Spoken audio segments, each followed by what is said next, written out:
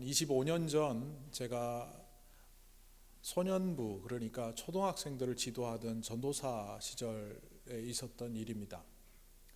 그때 이 말씀을 갖고 설교를 했는데, 제가 아동부를 지도할 때는 주로 문답법을 많이 사용했습니다. 그때 아이들 숫자가 지금 이 예배에 참석한 숫자보다 더 많았음에도 불구하고 늘 질문하고 답하고 이렇게 했습니다. 그 환경이 워낙 그 예배를 드리기 어려운 환경에서 있었기 때문에 100명의 아이들이 그렇게 왁작지껄한 속에 있으면 설교에 집중하기가 힘들어서 그렇게 했었습니다. 그러면서 제가 물었습니다. 오늘 말씀 속에 몇 가지 종류의 땅이 나옵니까? 하니까 아이들이 4가지 거의 다 맞췄습니다. 그리고 한쪽에서 이런 잡음이 들려옵니다.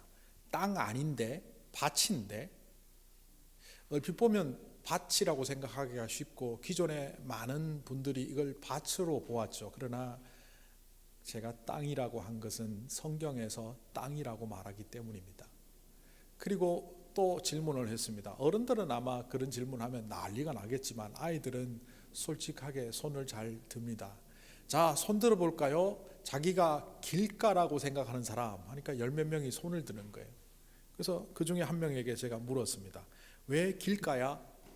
너는 왜 자신이 길가라고 생각해? 그러니까 아이가 이렇게 말합니다. 전도사님 설교가 귀에 전혀 안 들려요. 화살이 가슴에 딱. 야, 그거는 네 탓이 아니라 내 탓인 것 같아. 미안하다. 두 번째 질문을 했습니다.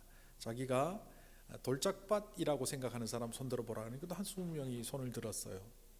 그 중에 한 자매에게 물었습니다. 그 자매 이름이 지금도 생각나는데 아주 똑똑한 자매였어요. 저는 고집이 세요. 그래서 전도사님이 설교하시면 이게 맞나 틀렸나 맨날 분석해요. 똑똑한 아이인데 설교도 그렇게 듣더라고요. 그것도 저한테 화살이 되어서 꽂혔습니다. 내가 얼마나 틀린 설교를 했으면 제가 저런 얘기를 할까. 건너뛰어서 옥토를 질문하니까 또 한 20여 명 가까이 손을 들더라고요. 너는 왜 옥토라고 생각해? 한 아이가 이렇게 대답했습니다. 저는 설교 시간이 너무 좋아요. 말씀을 들을 때마다 재밌어요.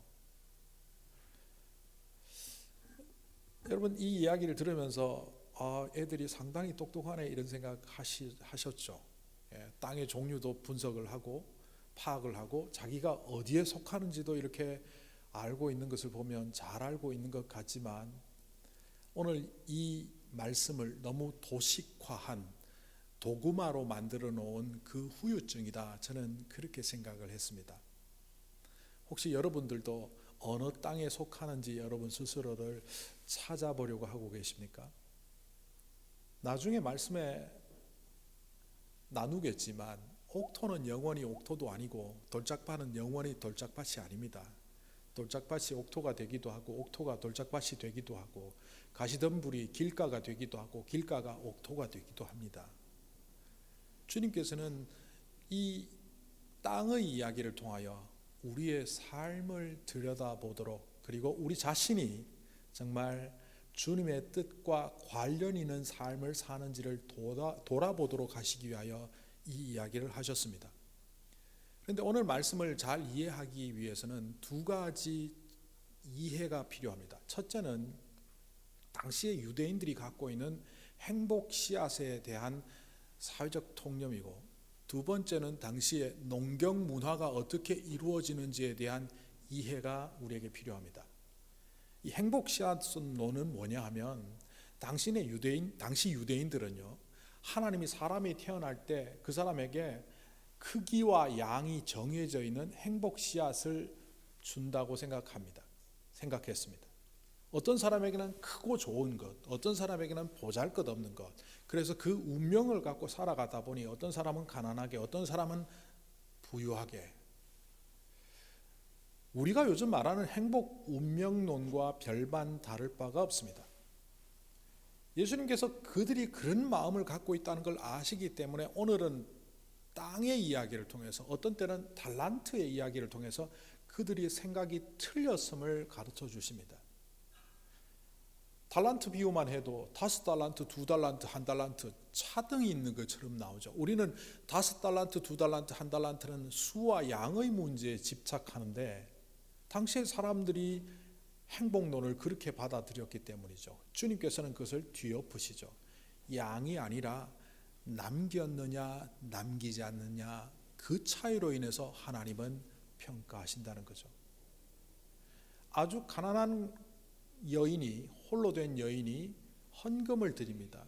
2렙돈 한 고드란트란 헌금을 드렸는데 예수님께서는 부자가 드린 헌금보다 더 많다라고 하십니다. 2렙돈 한 고드란트는 오늘날의 화폐로 환산하면 2달러, 3달러 정도밖에 되지 않습니다. M사에 가서 점심때 햄버거는 못 사 먹고 M사에 모닝버거 정도 사 먹을 수 있는 그런 금전의 양입니다. 지극히 작은 돈에 불과한 그것을 가장 많이 드린 헌금이라고 평가하신 이유는 뭡니까? 그 여인이 갖고 있는 전부를 드리는 것, 다른 말로 전심으로 드렸다는 겁니다. 부자는 많은 양을 헌금했지만 그 헌금이 전심으로 드린 헌금이 아니라면 오히려 금액은 적지만 전심으로 드린 헌금이 더 많다는 것. 이 이야기를 통해서 예수님은 사람의 마음 상태에 대해서 계속 강조합니다. 그럼에도 불구하고 당시의 유대인들도 오늘날 우리들도 운명론적 행복론, 더 많이 가질 때 행복하다는 것, 이른바 금수저가 있고 흙수저가 있다는 이런 운명론에 빠져서 자신을 어떤 때는 망각하며 자신을 비하하며 자신의 운명론 때문에 제대로 된 행복을 펼치지도 못한 채 그렇게 살아가고 있습니다. 예수님은 그걸 아시기 때문에 2000년 전의 사람들에게도 오늘날 우리에게도 이 말씀을 해주십니다. 당시에 사람들이 부자는 천국에도 직행한다고 생각했습니다. 태어날 때부터 하나님이 그에게 복을 주셔서 부자가 되게 하셨고 태생적으로 부자로 태어난 사람은 하나님 나라에도 가장 먼저 갈 것이라고 했는데 예수님은 그 생각을 또 엎으시죠. 부자가 천국에 들어가는 것이 낙타가 바늘귀에 들어가는 것보다 어렵다. 한 학자가 이 바늘귀, 그러니까 eye of needle, 바늘 눈이라고 하는 것이 아마 예루살렘이나 그 부근의 성문의 일부라고 생각했었습니다. 실제로 그런 흔적이 있어서 이거는 전혀 불가능한 상황을 얘기하는 것이 아니라 조금 작은 때 노력하면 되는 것을 말씀하시는 것 같다라고 한때 주석에도 올라와 있었지만 이 해석은 엉터리라는 것이 밝혀졌죠. 그 성곽과 문은 예수님보다 수백 년, 수천 년 후에 만들어진 후대의 건축물에 불과한 거죠. 결국 예수님께서 부자가 바늘귀에 들어가는 것보다 낙타가 바늘귀에 들어가는 것보다 천국에 들어가는 것이 더 어렵다고 말씀하신 그 진의는 부자는 천국 못 간다를 말한 것도 아니고 부자를 모욕하려고 하는 것도 아니고 부자를 배척하려고 하는 것도 아닙니다. 단지 그 말씀을 통해서 말하는 것은 외형적 조건을 통해서 돈이 많으면 많은 것을 소유하면 이 땅에서도 행복하고 하나님 나라에 들어갈 수 있다는 외형적인 행복론을 깨트리기 위함이었습니다. 결국 하나님 앞에서는 누구나 다 평등하고 이 땅에 살아가는 삶의 현장에서도 누구나 다 행복할 수 있다는 그 말씀을 전하시기 위하여 부자 우선주의 내지는 행복 씨앗론을 예수님께서는 깨트리신 겁니다. 그러면서 오늘도 씨앗이라는 이야기를 통하여 그들 속에 있는 고정관념을 깨트리기 위하여 하나님의 말씀을 전해주십니다. 오늘 말씀을 제대로 이해하기 위하여 두 번째 우리가 이해해야 되는 것은 농경문화입니다. 우리랑 달리 유대 땅은 건기와 우기로 구분이 되어 있습니다. 계절로 따지면 우리가 하는 이 칼렌더로 따지면 보통 4월부터 10월까지가 건기고 11월부터 3월까지가 우기입니다. Dry season, rainy season입니다. 그러니까 건기에는 경작을 하지 못하고 우기가 시작되면 그제야 경작이 시작됩니다. 11월부터 비가 내리기 시작하니까 11월에 씨앗을 뿌려야 3월에는 추수를 할 수 있습니다. 그런데 11월이 되기 전에 메말라 있던 그 땅을 깨트려 놓아야 합니다. 4월부터 시작된 10월까지의 그 우기 기간, 건기 기간 동안 땅은 메말라 있습니다. 그래서 건기에만 자라는 가시덤불이 밭에 우거져 있을 수 있고요. 또 함부로 내버려 두다 보니까 흙은 쓸려 나가고 돌만 남은 땅도 있을 것이고요. 어떤 땅은 사람들이 다녀서 길가처럼 되어 있는 땅도 있을 겁니다. 얼핏 생각하면 오늘 이 길가, 돌밭, 가시덤불, 옥토라는 것은 각각의 다른 밭을 의미하는 걸로 착각하기가 쉬운데 이것은 한 밭의 4가지 형태의 땅의 모양입니다. 예전에 한국 시골에도 보면 농한기에 추수하고 난 논에, 그전에는 논두렁으로 다니던 사람들이 논 한가운데로 질러 다니면서 푸석푸석하던 흙땅이었던 그곳이 빤빤한 길가 같은 땅이 되는 것을 본 적이 있습니다. 그렇게 딱딱하게 굳어있는 땅은 경작을 해주어야 됩니다. 개간을 해주어야 됩니다. 그러지 않으면 거기에 씨를 뿌려봐야 땅 속으로 들어갈 수 없기 때문이죠. 당시에 많은 땅을 갖고 있는 사람들은 품꾼들을 통해서 농사를 지었습니다. 오늘 이 밭의 배경은 아마 큰 땅을 가진 사람의 이야기입니다. 큰 땅을 품꾼들을 사서 일을 시키는데 첫째, 우기가 오기 전에 땅을 다듬는 작업, 개간하는 작업을 먼저 합니다. 강원도에도 예전에 가보면 옥수수나 감자를 심는 밭을 농사 짓는 그 옆에 보면 돌무더기가 한 무더기씩 있습니다. 우리나라는 그 여름에 비가 많이 오면서 토양이 많이 쓸려 내려가면서 흙 속에 있던 돌들이 위로 다 올라오지 않습니까? 그래서 그 다음에 다시 농사를 지으려면 돌을 다 거둬내야 됩니다. 그런데 그렇게 돌을 거둬냈음에도 불구하고 그 밭에 돌들은 여전히 있습니다. 감자밭에, 옥수수밭에 있는 돌들, 이거 농사 지을 수 있습니까? 라고 물어보았더니만 감자나 옥수수는 돌 좀 있어도 괜찮아요. 씨앗을 뿌릴 만큼만 걷어내면 됩니다. 그런데 오늘 이야기에 나오는 이 밭은 감자, 옥수수 밭이 아닙니다.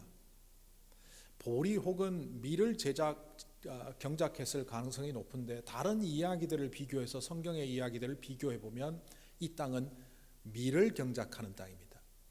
밀을 경작하는 땅에는 돌이 있으면 자라지를 못합니다. 오늘 말씀에 나오는 것처럼 돌이 안에 있으면 뿌리를 내리다가 뿌리가 말라서 죽게 된답니다. 그런데 오늘 이 땅의 이야기를 정확히 보면, 성경을 직역해 보면 말입니다, 이렇게 되어 있습니다. 길가에 씨앗이 뿌려졌고 돌 위에 씨앗이 뿌려졌고 가시덤불 가운데 씨앗이 뿌려졌고 좋은 땅에 씨앗이 뿌려졌다. 가시덤불 안에, 돌 위에, 길가에 이렇게 표현되어 있지 땅이란 말도 사실 붙어 있지 않습니다. 이거는 뭐냐면 밭을 개간하는 사람들이 10월 달에 돈을 받고 했는데 제대로 하지 않았다는 겁니다. 큰 밭이 있는데 가운데 눈에 보이는 데는 다 개간을 해놓았는데 저 구석땡이에는 여전히 가시덤불이 있고 이쪽 구석땡이에는 여전히 돌들이 있고 이쪽에는 사람들이 하도 다녀서 이게 길인지 논인지 밭인지 구분이 안 되는 상태로 되어 있는 그곳에 다른 일꾼들이 11월 달에 고용이 되어서 씨를 뿌리러 갔습니다. 그 사람들은 땅을 개간하지 않습니다. 내 몫은 씨 뿌리는 것. 오늘 내가 돈 받고 씨 뿌리는 사람으로 왔으면 그냥 씨 뿌리고 가자.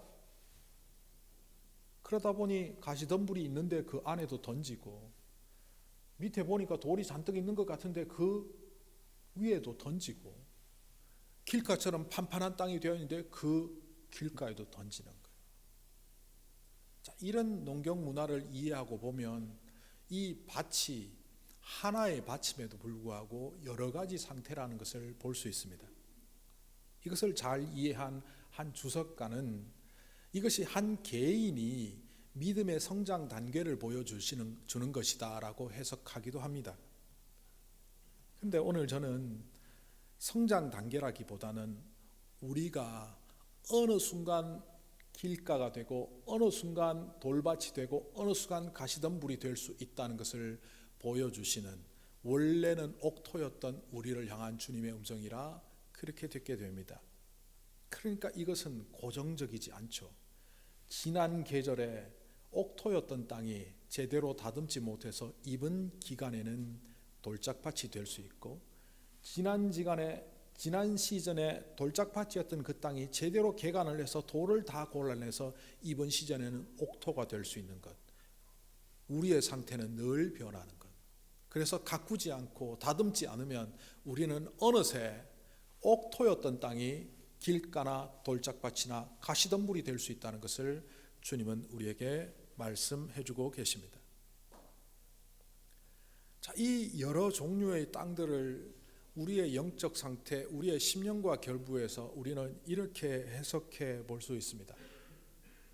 길가는 씨앗이 떨어졌는데 속에 들어가지 못하고 밖에 있다가 밟히거나 새가 집어먹는다. 그 현상을 마귀가 앗아간 것으로 비유는 설명합니다. 오늘 이 네 종류의 땅은 하나의 밭에 나타나는 형태론적으로 네 종류를 말합니다. 그런데 이 길가는 어떤 상태냐? 말씀을 접하기는 하지만 전혀 반응하지 않는 사람들을 의미합니다. 영적으로 귀를 닫아둔 사람들입니다. 선포되는 말씀에는 별로 경청하지 않으면서도 교회에 나오는 사람들, 그런 사람들에게 이것은 그 말씀을 제대로 듣지 않으면 그 예배 참석은 구원의 통로가 될 수 없다는 것을 우리에게 가르쳐주는 음성입니다. 아직 믿지 않아서, 아직 예수님을 몰라서 못 듣는 사람들은 차치하고 말입니다. 내가 그리스도인이다, 나 교회 다니는 사람이다 스스로 생각함에도 불구하고 전혀 말씀에 귀를 기울이지 않는 사람들이 있지요. 아주 특별한 얘기긴 하지만 최근에 제가 겪은 일입니다. 교회 임직식이 있거나 위임식이 있거나 하면 가서 제가 최근에 설교를 여러 군데 했는데요. 잔치에 가서 예배를 먼저 드리니까 이 설교가 귀에 들어올 리가 있겠어요. 그래서 저는 가면 15분 이내에 설교를 합니다. 15분 이내지만 어떻게 하면 복음을 전할까를 고민해서 갔는데, 가까운 자리에 앉아있는 어떤 분이 제가 설교를 하는데 자꾸 소리를 냅니다. 뾱뾱뾱뾱뾱. 짐작컨대 카톡을 보내고 있는 것 같습니다. 설교 내내 카톡으로 예배당 밖에 있는 그 누구와 교제를 하고 있습니다.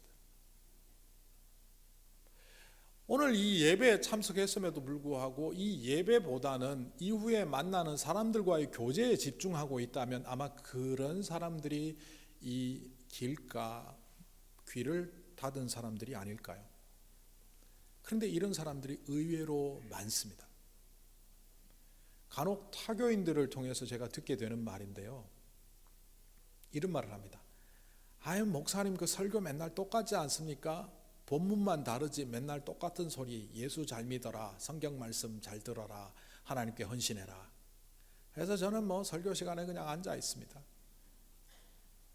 목사 탓이기도 하지만, 설교자 탓이기도 하지만, 진짜는 그 사람이 귀를 닫았다는 것이 문제입니다. 이런 교인들은 화석화된 교인이며 박제화된 교인입니다. 제가 예전에 외가에서 그런 사업을 했기 때문에 직접 본 적이 있는데요, 꿩을 박제를 합니다. 멀쩡한 꿩 한 마리를 잡아서 그 내장을 다 꺼냅니다.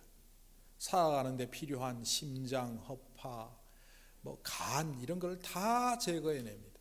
그리고 그것을 바짝 말립니다. 방부제를 칠합니다. 그리고 그 속에 솜 같은 재료들을 넣습니다.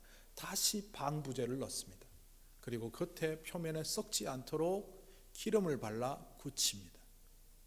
눈은 부리부리하게, 만약 그게 독수리라면 날개를 펴고 마치 날아오를 듯 멋있는 눈과 표정을, 날개를 갖고 있지만 박제된 새는, 독수리는, 꿩은 결코 날아갈 수 없습니다. 결코 날아갈 수 없습니다.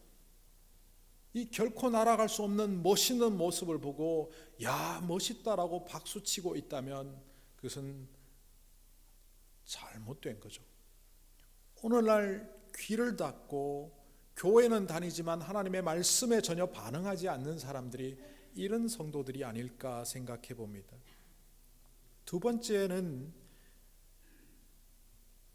귀는 열어뒀는데 마음을 닫은 그런 사람들입니다. 과거에 어떤 분이 제게 설교를 듣고 난 다음에 이런 얘기를 하더라고요. 목사님 오늘 설교 참 좋았는데 당회원들이 듣고 회개해야 될 내용이네요. 지금 우리 교회는 그런 얘기를 잘 안 합니다만 과거에 또 어떤 분은 목사님 이 설교는 그 모 집사 그 다른 집사님을 말하면서 그 집사님이 들어야 되는데 오늘 그분이 교회에 안 나왔네요. 내가 오늘 CD를 사서 하나 전달해야 되겠습니다. 이게 좋은 의미로 그분의 신앙을 돕겠다는 뜻으로 할 수 있다면 좋은 의미도 되겠지만 그 뉘앙스로 들어봤을 때 자기는 거기에 속하지 않고 늘 남이 듣고 회개하는, 자기는 결코 바리새인이 될 수 없고 예수님을 추종한 제자이지만 교회 안에 신앙생활 제대로 하지 못하는 사람들은 전부 바리새인 같고 죄인 같고 그렇다는 것.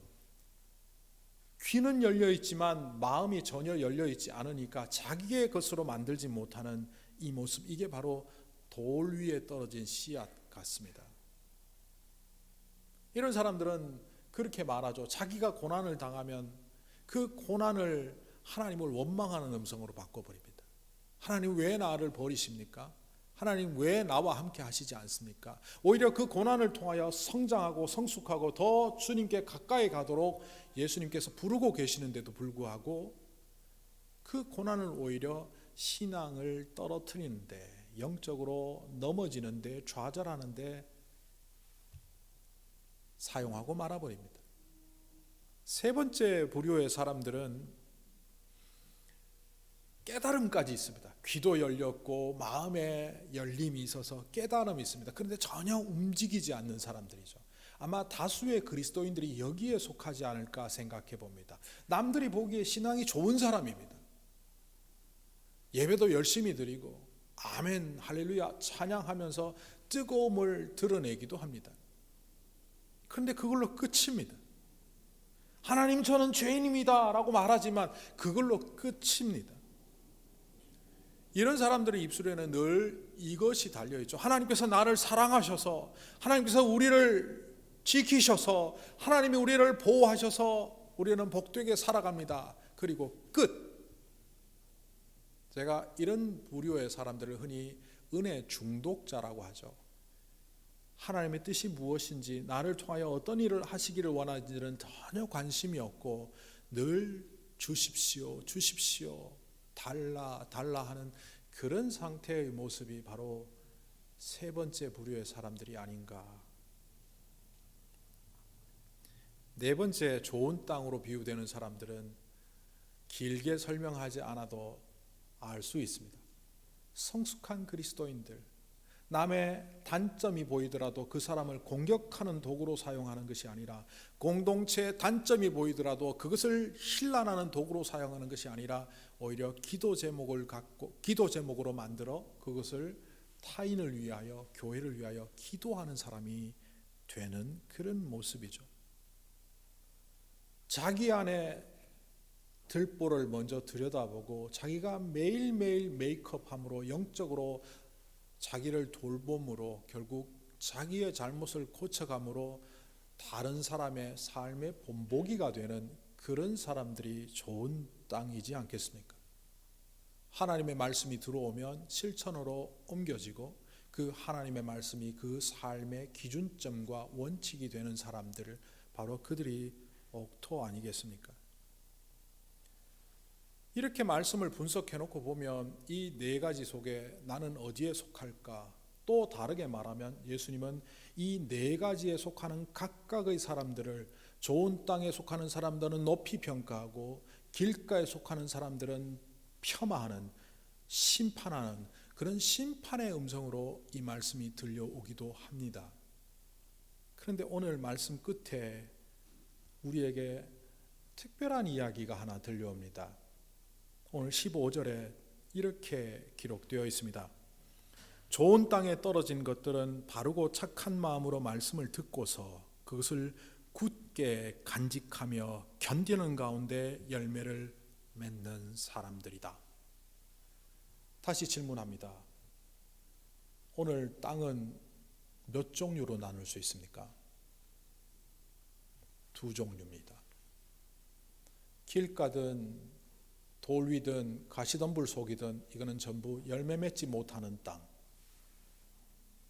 좋은 땅은 열매 맺는 땅. 열매 맺는 땅이냐 열매 맺지 못하는 땅이냐 그 두 가지로 나뉘는데 더 중요한 것은 이 열매 맺는 땅은 다른 땅과 달리 굳게 간직하고 견뎠다는 겁니다. 땅 자체가 다르다는 것이 아닙니다. 그 가시덤불이, 그 바위가, 그 길가가 사실은 굳게 간직하고 견뎌야 될 그 자리를 지키지 못했기 때문에 세상 따라가다 보니 세상의 염려와 재리가 가시덤불로 바뀌었고, 고난과 어려움 속에서 그 고난과 어려움을 보다가 결국 나자빠지는 돌로 바뀌었고, 주님의 말씀에 무관한 채 살아가다 보니 어느 채 말씀을 튕겨내는 길가와 같은 땅으로 바뀌었을 뿐 너희는 본디 모두 옥토다입니다. 그러기 위하여 굳게 간직하고 견뎌라. 이 말씀을 우리는 오늘 주님의 음성을 통해서 붙잡아야 합니다. 열매 맺는 사람들과 열매 맺지 못하는 사람들을 이분법적으로 나누어서 누군가를 심판하고 누군가를 칭찬하기 위한 음성이 아닙니다. 우리는 원래 옥토였는데 지금 돌밭입니다. 우리는 원래 옥토였는데 지금 가시덤불이고 길가가 되어 있습니다. 그러니 회복하라는 겁니다. 또한 지금 옥토인 사람들은 교만하지 말고 견디고 또 이겨내며 옥토를 유지하라는 주님의 음성입니다. 땅을 이야기한 것 같지만 이 이야기는 사람들의 삶을 이야기하는 주님의 음성입니다. 제가 그렇게 묵상을 하다 보니 굳게 간직하여 견디는 가운데라는 이 구절을 생각하다 보니 제가 좋아하는 시 한 편이 떠올랐습니다. 장석주 시인의 대추하날이라는 시입니다. 저는 이 시를 굉장히 좋아하는데 다른 사람들에게 읽어주면 별로 이렇게 제가 좋아하는 만큼 전달이 잘 안 돼서 늘 고심하는데 오늘은 제가 천천히 읽어볼 테니까 한번 들어보십시오.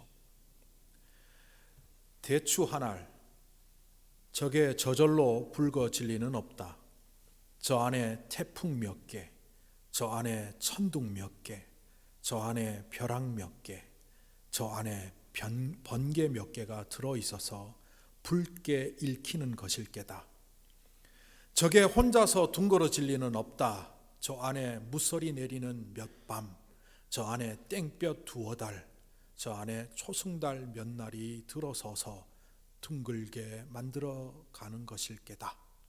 대추야, 너는 세상과 통하였구나. 장석주 시인은 대추 하나를 통하여 인간의 삶을 투영하고 있습니다.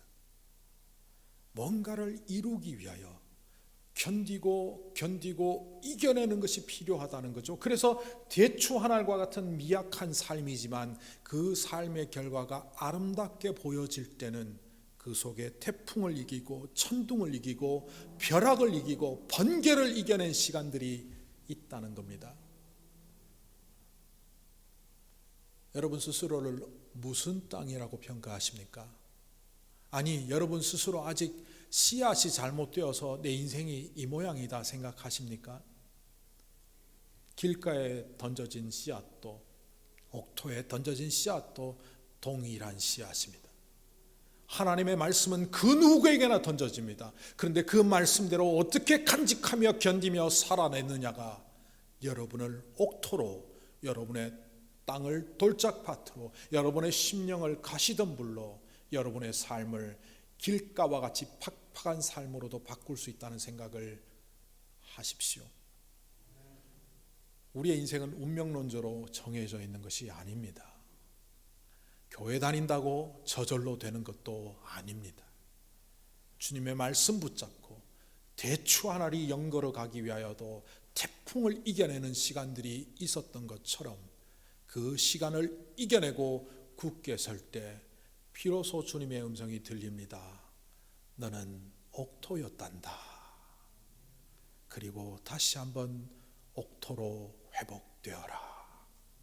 기도하겠습니다.